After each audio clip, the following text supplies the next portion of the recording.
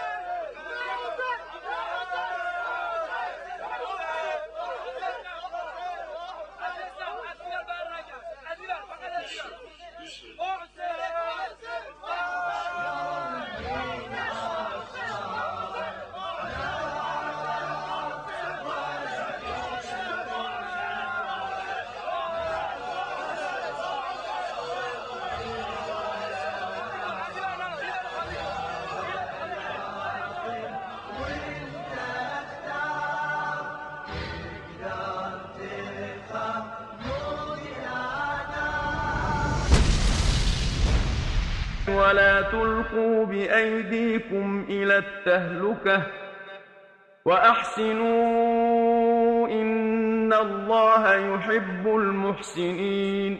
خود را با دستان خود به هلاکت نیندازید و نیکی نمایید. بیگمان الله نیکوکاران را دوست دارد.